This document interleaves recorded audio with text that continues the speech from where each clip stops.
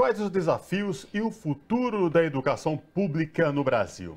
Na última semana, o governo Bolsonaro anunciou mais cortes na educação, mas, depois de pressão dos estudantes e da sociedade civil, recuou. Para analisar o cenário atual da educação pública no país, o Revista Brasil TVT conversa agora com Cláudia Costin, que é diretora do Centro de Políticas Educacionais da FGV. Olá, professora Cláudia Costin, tudo bem? Prazer receber a senhora no Revista Brasil TVT. Olá, Cosmo. Olá, Ana. É um prazer falar com vocês e com a audiência do TVT. Maravilha. Professora, a gente fala tanto da questão da educação no país, né? E é uma coisa que vem quase que com constante medos de mais cortes na educação pública brasileira. Seja ela na universidade, seja ela no ensino médio, no fundamental, em todos os níveis. Eu queria ouvir sobre essa questão, esses desafios e o que nos aguarda, que futuro nos aguarda a educação pública brasileira, professora. Bom, Cosmo, em 2015, o Brasil, junto com 192 outros países, assinou os Objetivos do Desenvolvimento Sustentável. E um deles, o ODS 4, refere-se à educação. E ele estabelece que agora nós não vamos mais só lutar por colocar todos na escola. Essa tarefa já deveria estar concluída em 2015. E, de fato, no Brasil, nós conseguimos concluir a oferta de acesso ao ensino fundamental para todas as crianças e adolescentes. No entanto, ainda não concluímos no que se refere ao ensino médio e a oferta de educação infantil, tampouco cumprimos o que está estabelecido no nosso Plano Nacional de Educação, que é garantir acesso à pré-escola para todas as crianças de 4 e 5 anos. Então, já começamos a ter um desafio daquilo que nós não cumprimos do anterior.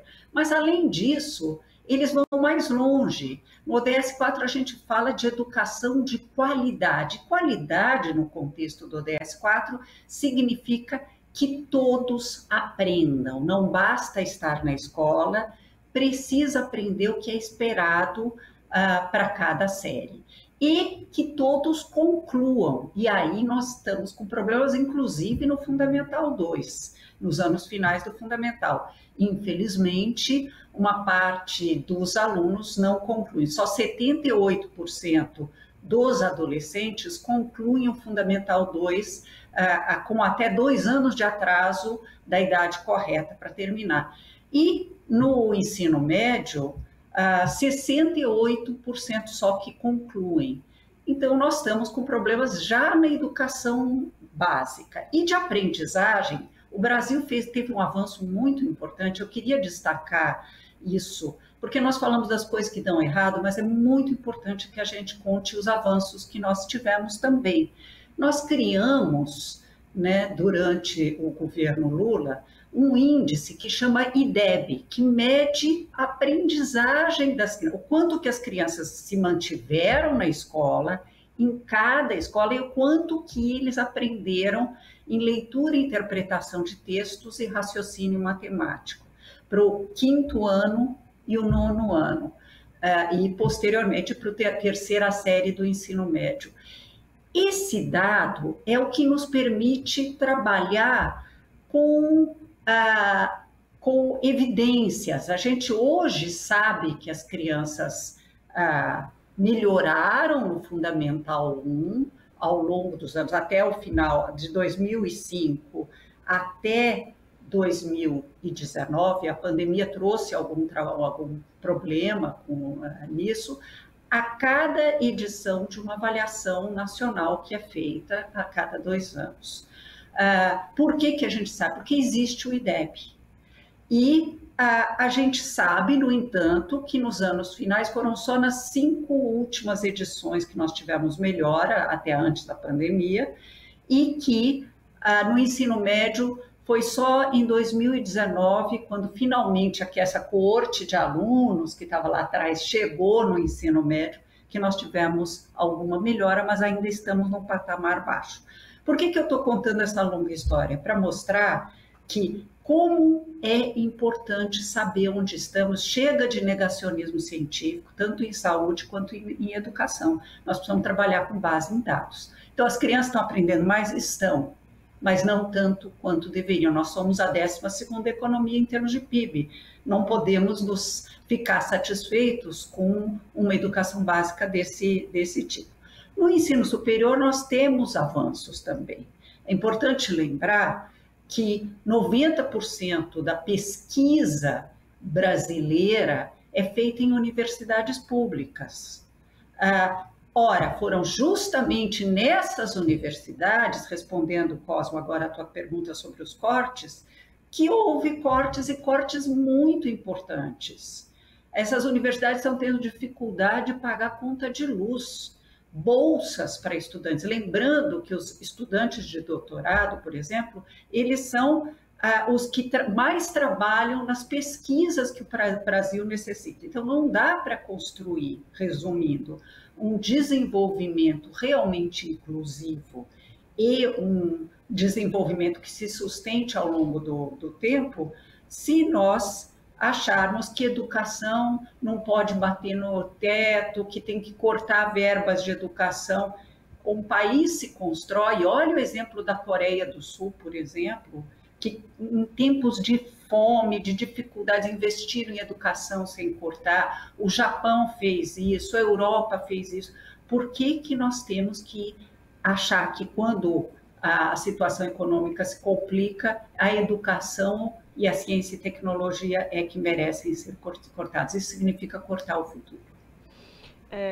Professora, eu vou trazer um dado aqui agora, é que no estado de São Paulo, existem algumas obras atrasadas, inclusive em instituições de ensino. São 81 obras atrasadas e sem andamento. Queria te perguntar à senhora, o que é essa condição estrutural da escola também, para além da qualidade que a senhora já bem colocou, de ensino, de requalificação de professores, dessa estrutura subjetiva, mas da estrutura objetiva, concreta, do concreto mesmo, né? Da estrutura de cadeiras, de sala de aula, de iluminação, dessas questões que estão aí 81 obras paradas, o que isso pode impactar no ensino, o que impacta e qual que é o compromisso do Estado com essa realização dessas obras para realmente termos essa educação de qualidade que a senhora bem colocou. Olha, Ana, para ter qualidade são importantes alguns elementos. Um deles é professor motivado, preparado para a sua tarefa. E a outra é ter um ambiente de aprendizagem em ordem. Ele não precisa ser sofisticado. Não é fundamental ter piscina na escola, um teatro sofisticado. Mas existem algumas condições mínimas fundamentais, muito importante nas creches, muito importante no desenho e na disposição da sala de aula. E eu vou dar alguns exemplos práticos para que quem nos assiste entenda. Não é possível ensinar ciências sem laboratórios. Não é impossível fomentar a leitura num país de não leitores e sobretudo porque nas escolas públicas nós atendemos alunos, muitos deles em condições de vulnerabilidade, não têm dinheiro de comprar seus livros. Se nós não tivermos salas de leitura, bibliotecas equipadas, preparadas, e no século XXI essas bibliotecas têm que ter, para além de livros, computadores, livros eletrônicos que nos permitem nos conectar com o mundo. É fundamental ter essa infraestrutura. Dependendo do calor naquela cidade, é importante ter ar-condicionado, para que isso funcione bem, para as aulas de educação física, quadras cobertas. E algo que no século XXI é indispensável, que é conectividade. Mas não é conectividade só para os sistemas administrativos da escola. Como a gente aprendeu com a Covid, é importante conectividade em banda larga para que nossos alunos também possam ter acesso a soluções gamificadas, a se conectar na internet para fazer as suas pesquisas. Então, todas essas questões são importantes. Repito, não precisa ser sofisticado, mas cada vez mais nós vamos precisar ter conectividade, o computador vai começar a frequentar a sala de aula. Não é mais aquele laboratório de informática isolado, trancado, e que passa o dia inteiro trancado, como, aliás, várias salas de leitura também passam o dia trancado. Então, estou falando tudo isso para dizer que as obras são importantes, sim. É importante que elas se concluam e São Paulo, o estado mais rico da federação, o primeiro PIB entre os 27 entidades federais, tem que ter escola em ordem. Doutora Cláudia Costin, muito bom ouvi-la sobre tudo isso, é sempre enriquecedor. A senhora traz muita informação no que diz respeito à nossa educação brasileira, não só em São Paulo, como no Brasil de forma geral. Mas agora, eu queria lhe ouvi-la porque recentemente a gente ouve tantos ataques à educação e quando a gente vê esses ataques proferidos à educação, uma pessoa é alvo certa, quer questionar Paulo Freire, que é o mestre ouvido, estudado no mundo inteiro. Mas parece que de uns tempos para cá começaram a querer criticar em massa Paulo Freire. Eu queria ouvi-la sobre essa questão. Como é que é para um educador como a senhora ouvir essas agressões, esses ataques a uma figura como a de Paulo Freire, tão importante para a educação no Brasil e no mundo? Olha, eu fui diretora global de educação do Banco Mundial. O Banco Mundial é um banco que fomenta o desenvolvimento no mundo inteiro, especialmente nos países em desenvolvimento. Ele corresponde na ONU ao que é o BNDES para o Brasil. E visitei sistemas educacionais nos mais diferentes países. Em praticamente todo o país que eu vou, seja ele desenvolvido, como eu fui em Singapura me falaram do Paulo Freire. No Paquistão, para pegar outro lado, me falaram do Paulo Freire. Me mostraram um livro, Verdade, não na língua local, mas em inglês traduzido. É impressionante o quanto que o Paulo Freire não só é lido e tentam usar, como as pessoas que o criticam não leram e se leram, com certeza não entenderam. E ele fala de coisas muito importantes para o momento atual. Nós vivemos a quarta revolução industrial, em que a inteligência artificial substitui trabalho humano, postos de trabalho humano, numa velocidade sem precedentes na história, inclusive aqueles que demandam competências cognitivas básicas. Então, nesse sentido, nós vamos ter que, entre aspas, nos diferenciar dos robôs, porque os robôs já estão fazendo coisas bastante sofisticadas. Nós vamos ter que ter competências nos jovens muito mais sofisticadas. Quando a gente olha a literatura internacional, os países têm bons sistemas, o que eles estão fazendo, como eles estão formando jovens para nos diferenciar dos robôs? Fomentando pensamento crítico. O robô não sabe ter nem criatividade, nem pensamento crítico. O que preconiza Paulo Freire? Fomentar o pensamento crítico, que não quer dizer adotar uma ideologia A, B ou C.